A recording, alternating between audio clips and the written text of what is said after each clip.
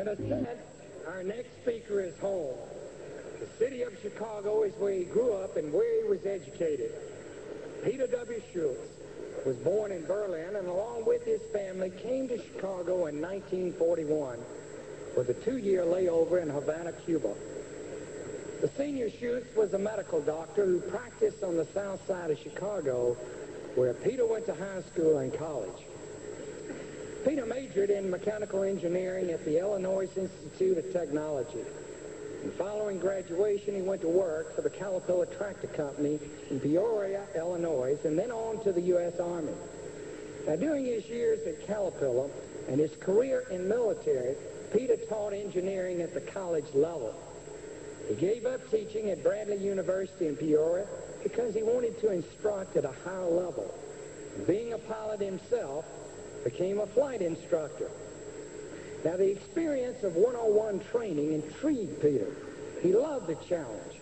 And this experience and another dealing directly with customers turned his career around.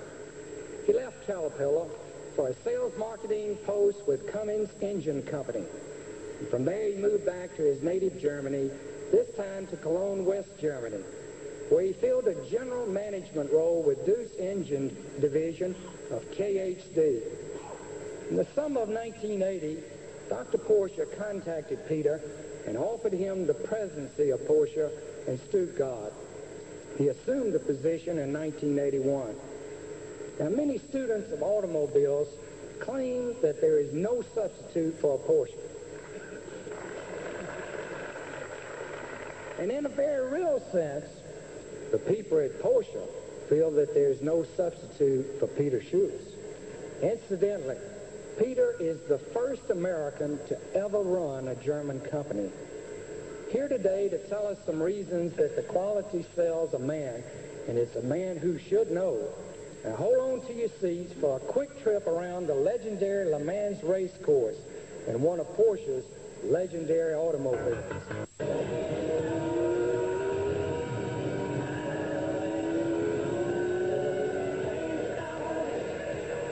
Ladies and gentlemen, welcome Peter W. Schutz.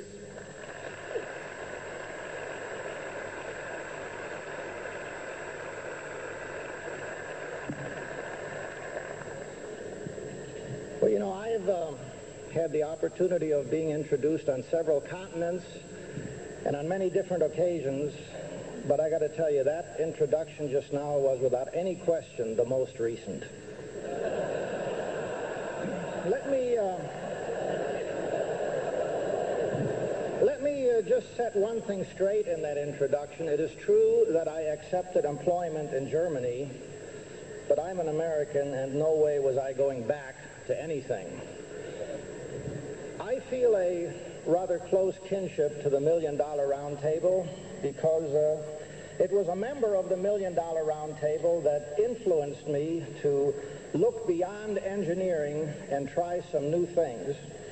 And about 18 months ago, I met Carol Lenehan, and she has made it possible for me to share with you today some of the things that I think I've learned. Now, I want to tell you right up front, you're not going to hear anything original because I'm not smart enough to develop the concepts I'm going to talk about.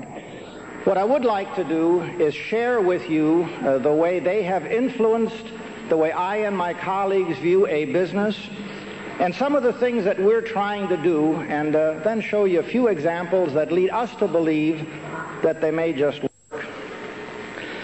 The opportunity to be CEO at Porsche is the first opportunity that I have had to be in charge of an enterprise of any consequence. Somebody once explained to me that being a chief executive or being responsible for something is a little bit like being a dog in a dog sled team, that if you're not the lead dog, why, the outlook never changes. That responsibility really becomes very clear, and I must tell you, I, for one, I love it. But when Professor Porsche recruited me for this job, it was very clear from the outset that he was not looking for someone to spearhead the design of some interesting new type of car. because he felt he had lots of good engineers, and that's true. Instead, the problem as he viewed it is that the life was sort of ebbing out of his company, and he was looking for someone to really put the company back on track. And you know what I think that I have learned since then, and what I'd like to leave with you just at the outset, is that if you want to succeed at being a leader, the thing to do is to learn how to think Jewish and act English. If you can get that down, why then things will begin to work. But as an engineer, I think you can well imagine that the first question I ask myself is, what business is this company in? And so I did a lot of listening, customers, dealers, people who worked in the company, and the answer that I got to my question was that they were in the sports car business. Now, you know very well that you can't be in the sports car business because you must never define your business through your product. Because as Fred Donaldson so eloquently explained yesterday, we're in the business to solve problems. You know, I've had an opportunity to lecture at several universities. Most recently, I was at Texas A&M last week, and have a chance to talk to the business students. And what I tell them is that in tackling this job, I was not burdened with the problem of ever having gone to business school. We don't know who discovered water, but we're pretty sure it wasn't a fish, as Marshall McLuhan explained. And what I tell them is when you go to business school, one of the first things you do is you study economics. And when you study economics, they teach you the law of supply and demand. And therein, I believe, lies a big problem because, you see, I think I have come to learn that it is not the law of supply and demand at all. Instead, it is the law of demand and supply.